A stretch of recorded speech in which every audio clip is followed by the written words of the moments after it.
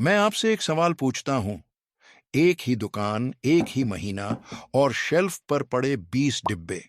दो लोगों ने इनकी वैल्यू निकाली और दोनों के जवाब अलग-अलग आए। तो बताइए, इनमें से गलत कौन है? जवाब है कोई भी नहीं। दोनों सही हैं और यही आज की पूरी वीडियो है।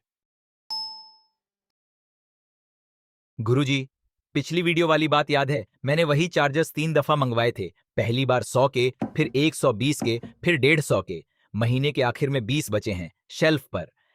मैंने उनकी वैल्यू 3000 लिखी, क्योंकि जो बचा है वो तो नया माल है ना, 150 वाला।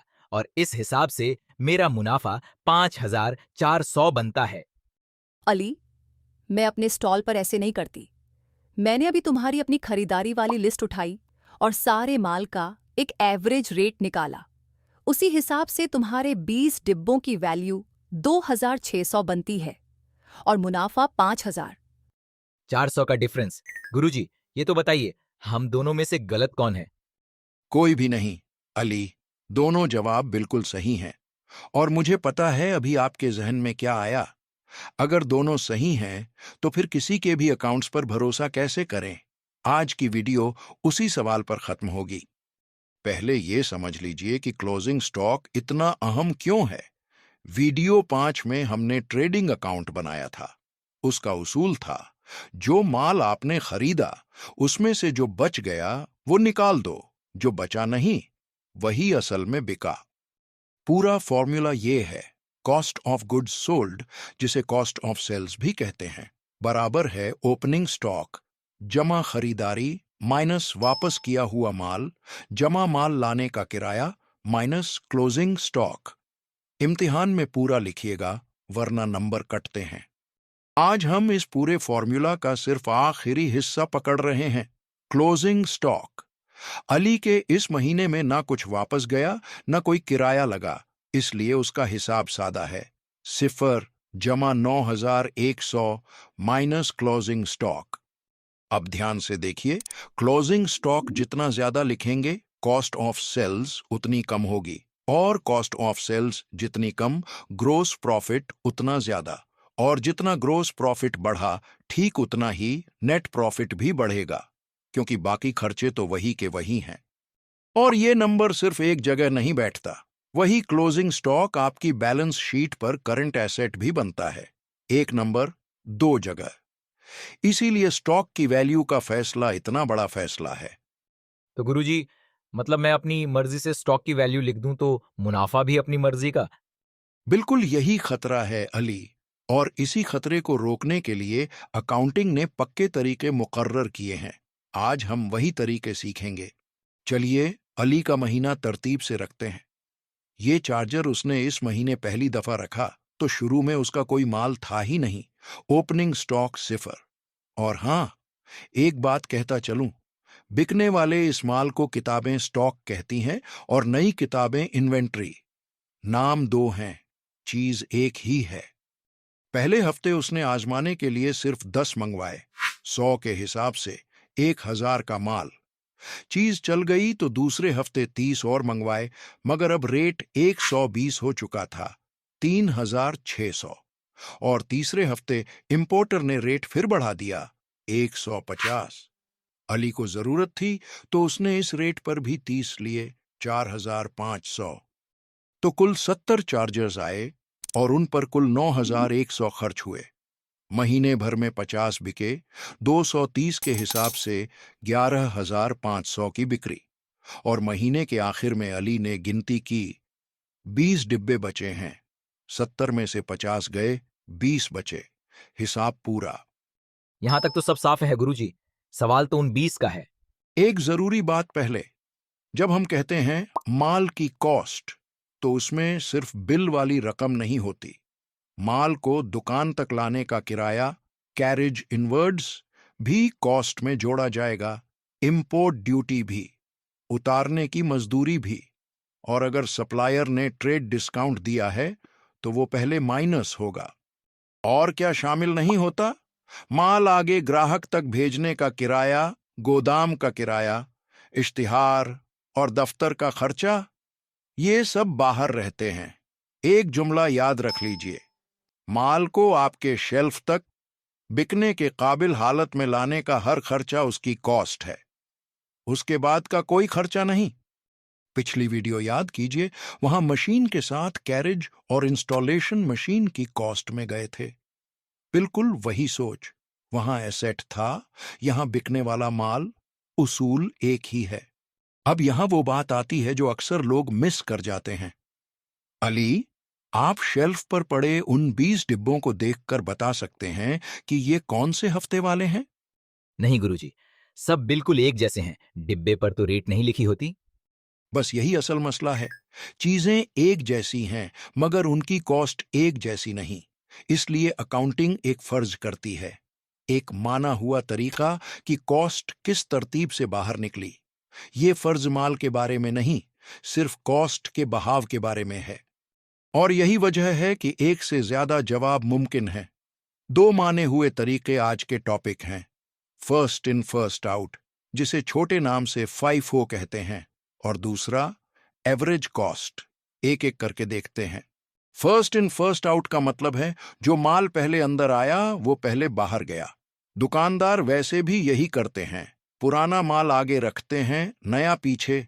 तो ये फर्ज सबसे कुदरती है। अली के 50 चार्जर्स इस तरतीब से बिके, पहले वाले 10 100 के हिसाब से 1000, फिर दूसरे वाले 30 120 के हिसाब से 3600, अब 40 हो गए।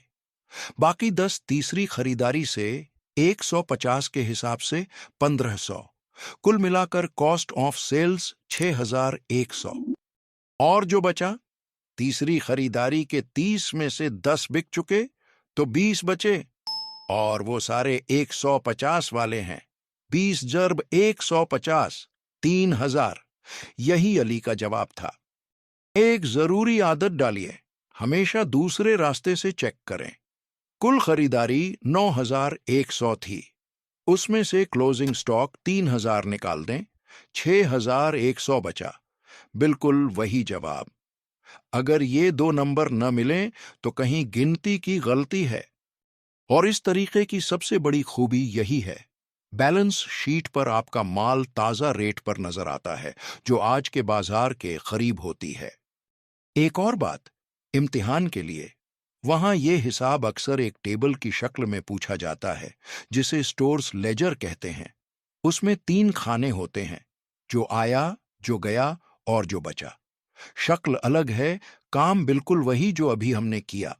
गुरुजी, मेरे स्टॉल का एक हिसाब पूछ लूं? देखते हैं अली को याद रहा या नहीं। जरूर। सारा ने अपने स्टॉल पर एक चीज के 10 यूनिट्स खरीदे 50 के हिसाब से, फिर 10 और खरीदे 80 के हिसाब से, 13 बिक गए। अब FIFO से क्लोजिंग स्टॉक क्या होगा? 3 जवाब सामने हैं, सोचिए। 3, 2, 1। जवाब है बी, 560। 20 यूनिट्स आए, 13 बिके तो 7 बचे। FIFO कहता है पुराना पहले गया, तो जो 7 बचे वो नई वाली खरीदारी से हैं, 80 के हिसाब से। 7 जर्ब 80, 560। एक गलत इसलिए है कि उसने बचे हुए माल पर पुरानी रेट लगाई, जबकि FIFO में पुराना तो निकल चुका। और सी का जवाब भी किसी तरीके से आया है, वो एवरेज वाला है जो अभी बिल्कुल अगले सीन में आ रहा है। दूसरा तरीका, एवरेज कॉस्ट। यहां हम ये मानते ही नहीं कि कोई डिब्बा पुराना है, कोई नया। सबको एक ही बोरे में मिला दिया और पूछा, इस बोरे में हर एक चार्जर हमें औसतन कितने का पड़ा? हिसाब बहुत सीधा है। कुल कॉस्ट 9100, कुल यूनिट 70। 9100 तकसीम 70 बराबर 130। अब हर चार्जर की वैल्यू 130 है, चाहे वो पहले हफ्ते आया हो या तीसरे। यहां एक गलती बहुत आम है, खासकर इम्तिहान में। लोग तीनों रेट्स जोड़कर 3 पर तकसीम कर देते हैं, 100, 120 और 150 का एवरेज। ये गलत है, क्योंकि 10 और 30 बराबर नहीं है। इसे वेटेड एवरेज कहते हैं। जिस खरीदारी की मिकदार ज्यादा है वो एवरेज को अपनी तरफ खींचती है। इसलिए हमेशा कुल रकम को कुल यूनिट्स पर तकसीम कीजिए, रेट्स को आपस में नहीं। तो सारा का जवाब 20 जर्ब 130, 2600। और बिका हुआ माल 9100 में से 2600 निकाल दें, 6500। और एक बात लिख लीजिए, छोटी दुकानें ये एवरेज महीने के आखिर में निकालती हैं जब स्टॉक गिना जाता है। अब दोनों जवाब साथ रखकर देखिए, क्योंकि असल सबक यहां है। बिक्री दोनों तरफ 11,500, खरीदारी दोनों तरफ 9,100। सिर्फ एक लाइन अलग है, क्लोजिंग स्टॉक 3,000 या 2,600। और नतीजा FIFO से कॉस्ट ऑफ सेल्स 6,100, मुनाफा 5,400। एवरेज कॉस्ट से कॉस्ट ऑफ सेल्स 6,500, मुनाफा 5,000। अब वो चीज देखिए जो पूरी वीडियो का निचोड़ है। स्टॉक का डिफरेंस 400 था और मुनाफे का डिफरेंस भी ठीक 400, और बैलेंस शीट पर करंट एसेट का डिफरेंस भी वही 400। एक नंबर 3 जगह। याद रखने का जुमला ये है, जितना माल आपने शेल्फ पर छोड़ा उतना ही मुनाफा आपने कागज पर दिखाया। क्लोजिंग स्टॉक बढ़ा तो मुनाफा बढ़ा, क्लोजिंग स्टॉक कम तो मुनाफा कम। तो गुरुजी 400 का मुनाफा गया कहाँ? क्या वो डूब गया? बिल्कुल नहीं। इस महीने का क्लोजिंग स्टॉक अगले महीने का ओपनिंग स्टॉक है। जो मुनाफा इस महीने नहीं दिखा वो अगले महीने दिख जाएगा। पूरे कारोबार की उम्र में दोनों तरीकों का कुल मुनाफा बिल्कुल बराबर रहता है, बस उसकी तकसीम बदलती है। और इम्तिहान के लिए एक जरूरी शक्ल, बहुत से पेपर्स में यही हिसाब उस पुराने वाले ट्रेडिंग अकाउंट में मांगा जाता है जिसमें बाएं और दाएं दो तरफ होती हैं। देखिए, बाएं तरफ ओपनिंग स्टॉक 0, खरीदारी 9,100 और ग्रोस प्रॉफिट 5,400। दाएं तरफ बिक्री 11,500 और क्लोजिंग स्टॉक 3,000। दोनों तरफ 14,500 बराबर। यहां एक बात पर लोग अटक जाते हैं, क्लोजिंग स्टॉक दाएं तरफ क्यों? क्योंकि वो माल इस साल बिका ही नहीं। चाहे उसे दाएं तरफ लिख दें, चाहे बाएं तरफ खरीदारी में से माइनस कर दें, नतीजा बिल्कुल एक ही आता है। जो तरीका आपकी किताब में है वही रखिए। इम्तिहान में एक सवाल बार बार आता है, जब रेट्स बढ़ रहे हों तो कौन सा तरीका ज्यादा मुनाफा दिखाता है? जवाब याद करने की जरूरत नहीं, सिर्फ एक जुमला समझ लीजिए। FIFO में बचा हुआ माल हमेशा सबसे नया होता है, तो उस पर सबसे नई रेट लगती है। रेट्स बढ़ रहे हैं मतलब नई रेट ज्यादा है, मतलब क्लोजिंग स्टॉक ज्यादा, मतलब मुनाफा ज्यादा, और एवरेज कॉस्ट बीच में रहता है, इसलिए उसका मुनाफा कम आता है। रेट्स गिर रहे हों तो पूरा नक्शा उल्टा हो जाता है, और अगर रेट महीने भर बदले ही ना, दोनों तरीके बिल्कुल एक ही जवाब देंगे। याद रखिए, ये डिफरेंस रेट के बदलने से पैदा होता है, तरीके के अच्छे या बुरे होने से नहीं। दूसरा सवाल, और इसमें वही जाल है जिसका जिक्र अभी हुआ। 20 यूनिट्स खरीदे 45 के हिसाब से 900 के, फिर 30 यूनिट्स खरीदे 65 के हिसाब से 1950 के, 25 यूनिट्स बच गए। एवरेज कॉस्ट से क्लोजिंग स्टॉक क्या होगा? सोचिए, 3, 2, 1। जवाब है बी, 1425। पहले कुल रकम 900 जमा 1950, 2850। कुल यूनिट्स 50, 2850 तकसीम 50, 57। अब 25 जर्ब 57, 1425। और ए वो जवाब है जो तब आता है जब आप 45 और 65 का सीधा एवरेज 55 ले लें।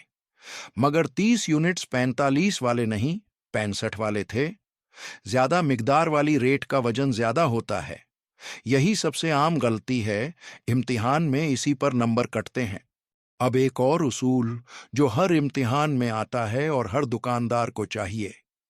अब तक हमने स्टॉक को उसकी कॉस्ट पर लगा रखा है, मगर फर्ज कीजिए माल पुराना हो गया या खराब हो गया और अब वो अपनी कॉस्ट पर बिक ही नहीं सकता। फिर अली के गोदाम में पिछले साल की दीवार घड़ियों का एक कार्टन पड़ा है। उन पर कॉस्ट आई थी 24,000। अब वो पुराना मॉडल है, बाजार में 17,000 का बिकेगा और उससे पहले साफ करने और पैकिंग पर 1,400 और लगेंगे। तो इन घड़ियों से असल में अली के हाथ कितना आएगा? 17,000 में से 1,400 निकाल दें, 15,600। इसे नेट रियलाइजेबल वैल्यू कहते हैं। जो रकम मिलेगी उसमें से बेचने का खर्चा माइनस। उसूल ये है, स्टॉक को हमेशा उसकी कॉस्ट और उसकी नेट रियलाइजेबल वैल्यू, इन दो में से जो कम हो उस पर लिखो। यहां कॉस्ट 24,000 है और नेट रियलाइजेबल वैल्यू 15,600। कम वाली ले लो, 15,600। इसका मतलब है 8,400 का नुकसान आज ही मान लेना। ये इंतजार नहीं करना कि जब घड़ियां बिकेंगी तब देखा जाएगा। यही प्रूडेंस है। मुमकिन नुकसान फौरन, मुमकिन फायदा सिर्फ जब यकीनी हो। बिल्कुल वही सोच जो वीडियो 10 में प्रोविजन पर थी। और अब वो सवाल जो अक्सर पूछा जाता है, ये नुकसान लिखने के लिए कोई अलग एंट्री करनी पड़ती है? नहीं। ध्यान से देखिए, आपने क्लोजिंग स्टॉक कम लिख दी। क्लोजिंग स्टॉक कम तो कॉस्ट ऑफ सेल्स ज्यादा, कॉस्ट ऑफ सेल्स ज्यादा तो मुनाफा कम। वो 8,400 अपने आप इसी साल के मुनाफे में से निकल गए। और एक बारीक बात जो इम्तिहान में नंबर देती है, ये मुकाबला हर आइटम का अलग अलग होता है।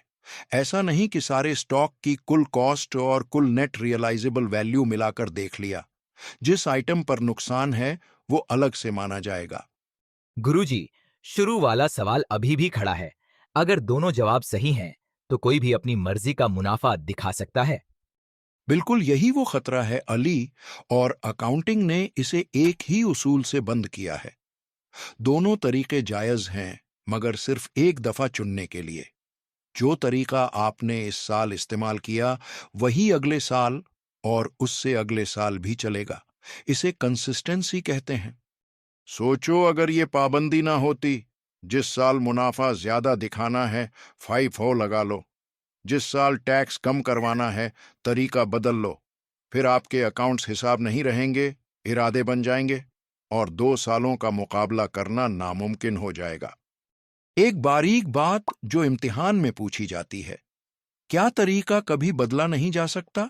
बदला जा सकता है, मगर अपनी मर्जी से नहीं। सिर्फ तब जब नया तरीका हकीकत बेहतर दिखाता हो, और उस सूरत में अकाउंट्स में साफ लिखना पड़ता है कि क्या बदला और उससे मुनाफे पर कितना असर पड़ा। यानी दरवाजा बंद नहीं है, बस उस पर ताला है और चाबी है वजह और वजाहत। दूसरी शर्त यह है कि आपने जो तरीका इस्तेमाल किया वो अकाउंट्स में साफ लिखा हो। इसीलिए असली बैलेंस शीट एंड के साथ एक नोट होता है, स्टॉक को कॉस्ट और नेट रियलाइजेबल वैल्यू में से कम पर FIFO के हिसाब से लगाया है। पढ़ने वाला जान जाता है कि नंबर कैसे बना। तो शुरू वाले सवाल का जवाब ये है। सवाल कौन सही है ये था ही नहीं। सवाल ये था कि आपने कौन सा चुना और क्या आप उस पर कायम रहे।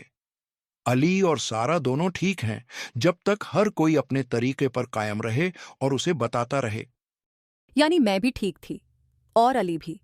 बस मुझे हर साल एवरेज ही चलाना होगा। एक तीसरा नाम भी आपको किताबों में मिलेगा, लास्ट इन फर्स्ट आउट, छोटे नाम से लाइफो। ये उल्टा फर्ज करता है, नया माल पहले बिका तो जो बचा वो सबसे पुराना है। अली के हिसाब में इसका मतलब होता, बचे हुए 20 डिब्बे पहली और दूसरी खरीदारी से 10 के और 10 120 के, 1,000 जमा 1,200, 2,200, सबसे कम वैल्यू।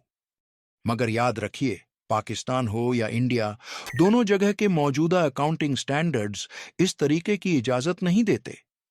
वजह साफ है, इससे बैलेंस शीट पर आपका माल बरसों पुरानी रेट पर अटका रह जाता है, जो आज की हकीकत नहीं। पुराने इम्तिहानी पेपर्स में ये अब भी मिल जाता है। इसलिए नाम और वजह दोनों याद रखिए, मगर अमल में सिर्फ 2 ही तरीके हैं।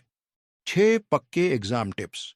1, क्लोजिंग स्टॉक बढ़ा तो मुनाफा बढ़ा, और वही नंबर ट्रेडिंग अकाउंट और बैलेंस शीट दोनों पर जाता है। सवाल अक्सर इसी दो जगह वाली बात पर बनता है। 2. कॉस्ट में माल लाने का किराया शामिल है, भेजने का नहीं। ट्रेड डिस्काउंट पहले माइनस, और गोदाम या इश्तिहार का खर्चा कभी अंदर नहीं। 3. फाइफो में जो बचा वो नया है तो उस पर नई रेट लगेगी। 4. एवरेज निकालने का सिर्फ एक तरीका है, कुल कॉस्ट तकसीम कुल यूनिट्स। रेट्स का सीधा एवरेज कभी नहीं। 5. रेट्स बढ़ रहे हों तो फाइफो ज्यादा मुनाफा दिखाता है और गिरते रेट्स में इसका उल्टा। और 6.